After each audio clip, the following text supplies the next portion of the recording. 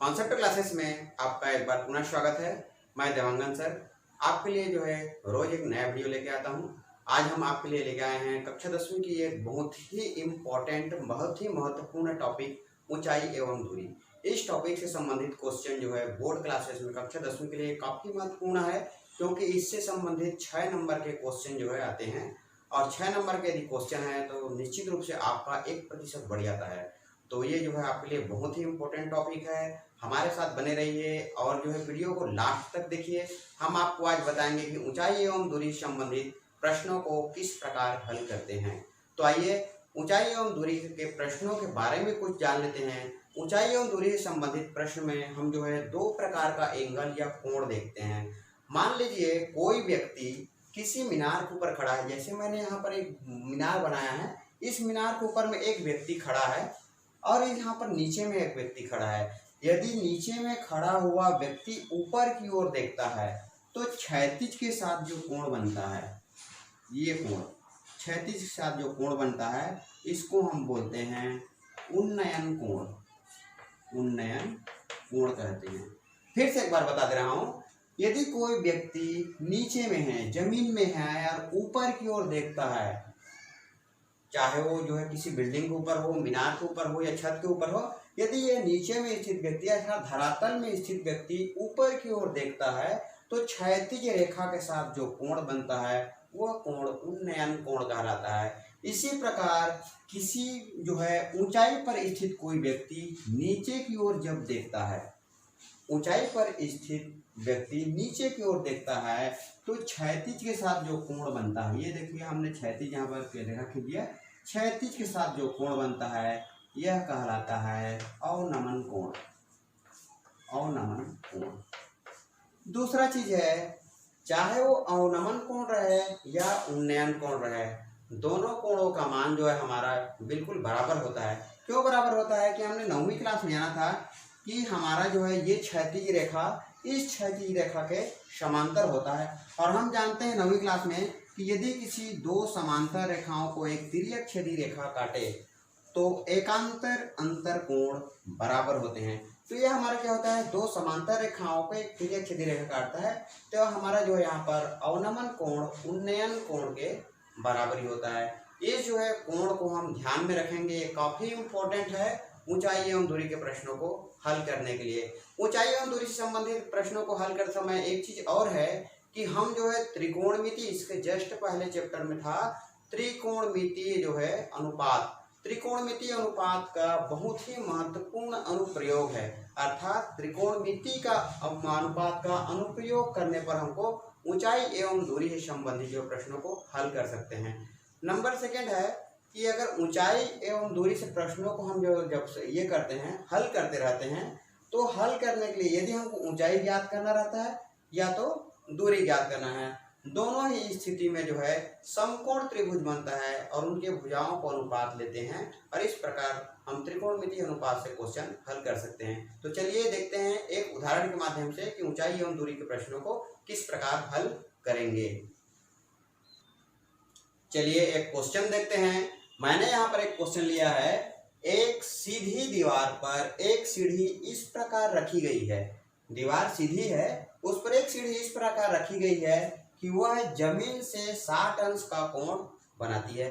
जमीन के साथ 60 अंश का, सीढ़ी इस प्रकार रखते हैं, जमीन के साथ वो 60 अंश का कोण बनाता है।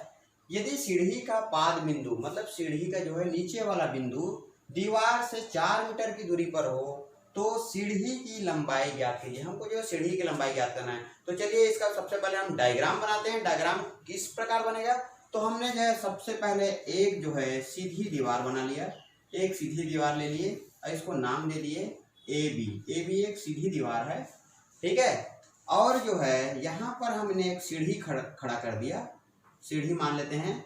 यहाँ पर जो है सी बिंदु देते हैं, इसको सी भी एक जो है सीढ़ी है जो जमीन के साथ 60 अंश का कोण बनाता है, जैसे दिया हुआ है। साथ में जो है यहाँ सीढ़ी का पाद बिंदु अर्थात सी वाला बिंदु यहाँ दीवार से कितनी दूरी पर है, 4 मीटर की दूरी पर है। यहाँ पर लिख सकते हैं 4 मीटर। ये हो गया। यहाँ पर हम जो है हमारा जो है क्वेश्चन का पूरी तरह से डायग्राम बन गया। हमको इस सीढ़ी की लंबाई ज्ञात करनी है। ठीक है, तो यहाँ पर सबसे पहले लिखते हैं दिया है, या फिर सीधा बात है मान लो लिखेंगे पहले। मान लो ए बी एक दीवार है या सीधी दीवार है, सीधी दीवार है, तथा जो है तथा BC एक सीढ़ी है, सीढ़ी है, ठीक है, जिसका जो है पाद बिंदु, जिसका पाद बिंदु हमने माना है, पाद बिंदु मतलब बोला कि निचले वाला बिंदु C है, पाद बिंदु C है प्रश्नानुसार। अब प्रश्नानुसार क्या दिया हुआ है ये हम जो है यहाँ पर रख देंगे। प्रश्नानुसार हमारा क्या दिया है, ACB अर्थात कोण ACB बराबर 60 अंश एवं दूसरा दिया हुआ है हमारा AC बराबर 4 मीटर। हमको क्या ज्ञात करना है, हमको ज्ञात करना है BC या CB इज इक्वल टू, ये हमको ज्ञात करना है। अब हम जानते हैं यह एक समकोण त्रिभुज है। समकोण त्रिभुज का जो है यह अगर कोण है तो यह हमारा आधार हुआ और यह हो गया हमारा जो है कर्ण, बेस एंड हाइपोटेनस। अब इसमें जो है आधार और कर्ण के बीच में ऐसा कौन सा संबंध है जिसको हम जो है जानते हैं, तो आधार और कर्ण के बीच में जो संबंध होता है वह होता है हमारा जो है कास थीटा और सेक थीटा। तो हमारा सरल कास थीटा होता है, चलो कास थीटा लेते हैं। अतः जो है समकोण त्रिभुज क्या हो जाएगा,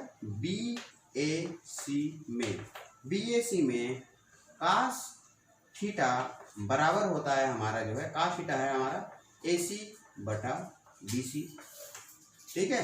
कास थीटा बराबर है या कास 60 अंश है, थीटा का मान यहाँ पर 60 अंश है, AC का मान हमारा जो है कितना है 4 मीटर है, और यहाँ पर हमको BC हमको ज्ञात करनी है। अब जो है कास 60 अंश का मान रख देते हैं।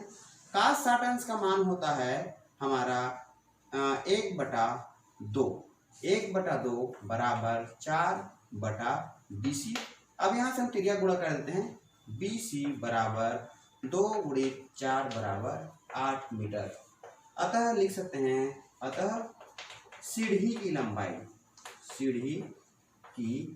लंबाई 8 मीटर है। इस प्रकार से हम जो है त्रिकोणमितीय अनुपात का प्रयोग करके बहुत ही आसानी से जो है कोई भी दूरी या लंबाई को हम जो है नाप सकते हैं। चलिए एक और क्वेश्चन देखते हैं। चलिए एक क्वेश्चन और देखते हैं। यहाँ पर एक क्वेश्चन है, एक ऊर्ध्वाधर स्तंभ जिसकी ऊंचाई 3h मीटर है के पाद बिंदु अर्थात निचला बिंदु से वर्गमूल 3h दूरी पर स्थित किसी बिंदु से स्तंभ के शिखर का उन्नयन कोण ज्ञात करना है। तो हमने यहाँ पर एक ले लिया है, चलिए इसका डायग्राम लेते हैं। मान लेते हैं AB एक जो है स्तंभ है जिसकी ऊंचाई 3h है, 3h इसकी ऊंचाई है। इसके पाद बिंदु A है, पाद बिंदु A से वर्गमूल 3h दूरी पर एक बिंदु C है। स्थित किसी बिंदु से स्तंभ के शिखर का उन्नयन कोण ज्ञात कीजिए। ये उन्नयन कोण है और इस उन्नयन कोण को हमने थीटा मान लिया, ठीक है। तो इस पर कैसे लिखेंगे देख लीजिए। हल मान लो AB एक स्तंभ है जिसकी ऊंचाई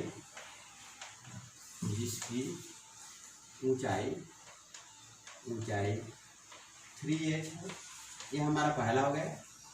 एवं स्तंभ का जो है पाद बिंदु जो है, पाद मतलब निचला बिंदु, पाद बिंदु हमने यहाँ पर लिया है A से, ठीक है। A से वर्गमूल 3h दूरी पर बिंदु C है। अतः मान लो C से सी से ए बी के शिखर का, यहाँ पर लिखा हुआ है बिंदु स्तंभ के शिखर का, ए बी के शिखर का उन्नयन कोण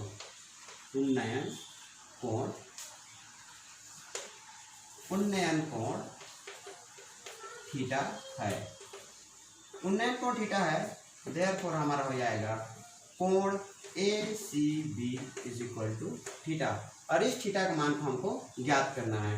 ठीक है, अतः जो हम लिख सकते हैं, अतः हमारे पास बना समकोण त्रिभुज, एक समकोण त्रिभुज यहाँ पर बन रहा है। यहाँ पर हमारा ए पर समकोण है, तो यहाँ पर समकोण त्रिभुज CAB में, समकोण त्रिभुज CAB में हम देखते हैं तो हमको ये थीटा के सामने वाली भुजा अर्थात लंब और एक और जो है 90 अंश बनाने वाली भुजा अर्थात आधार का मान ज्ञात है। तो इन दोनों का मान अगर ज्ञात है तो हम थीटा का मान निकाल सकते हैं। फिर दोनों के बीच में ऐसा कौन सरल से सरल जो है त्रिकोणमितीय अनुपात होता है, ये हमको जो है सोचना है। तो लंब और आधार के बीच अनुपात वाली जो त्रिकोणमितीय अनुपात है वह हमारा है tan थीटा। तो समकोण त्रिभुज CAB में हमारा होता है tan थीटा बराबर यहाँ पर हम लिख सकते हैं लंब बटा आधार लिख सकते हैं। तो हमारा हो जाएगा यहाँ पर tan थीटा बराबर लंब है हमारा AB और आधार है हमारा AC। यहाँ पर हम जो है AB और AC का मान रख देते हैं। AB है हमारा 3h, यहाँ पर हमने लिखा है जिसकी ऊंचाई 3h है ना, 3h है, यहाँ पर लिख सकते हैं देयरफॉर AB बराबर 3h, और यहाँ पर जो है दूरी h लिख सकते हैं, 3h दूरी पर है, या फिर यहाँ पर लिख सकते हैं AC बराबर 3h दूरी पर है। तो हम दोनों का मान यहाँ पर हम लग सकते हैं 3h बटा वर्गमूल 3h। अब h से h हमारा कट गया, tan थीटा बराबर आ गया, tan थीटा बराबर 3 बटा वर्गमूल 3। अब 3 बटा वर्गमूल 3 है तो हम जानते हैं 3 को वर्गमूल 3 गुणित वर्गमूल 3 लिखा जा सकता है। तो हम इसको लिख सकते हैं वर्गमूल 3 गुणित वर्गमूल 3 बटा वर्गमूल 3। अब वर्गमूल 3 से वर्गमूल 3 कट गया तो हमारा यहाँ पर बचा tan थीटा बराबर वर्गमूल 3। अब हम क्या जानते हैं यहाँ पर, क्योंकि tan जो है tan 60 बराबर वर्गमूल 3 होता है, tan थीटा बराबर वर्गमूल 3 आया है, tan 60 बराबर वर्गमूल 3 होता है। तो हम यहाँ पर लिख सकते हैं देयरफॉर tan थीटा बराबर वर्गमूल 3 बराबर tan 60, अतः लिख सकते हैं थीटा बराबर 60 अंश।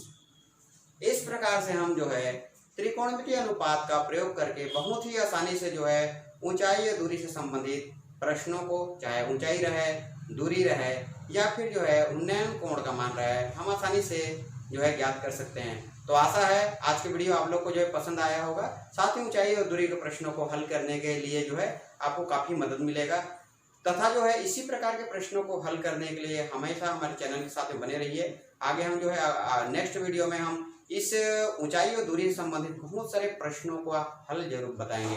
तो हमारे चैनल को जरूर बने रहिए। साथ ही जो है वीडियो को लाइक एवं शेयर करना ना भूलिए। यदि आपने जो अभी तक सब्सक्राइब नहीं किया है तो चैनल को जल्दी से जो है सब्सक्राइब कर लीजिए। तो हमारे चैनल में बने रहिए अगले वीडियो तक।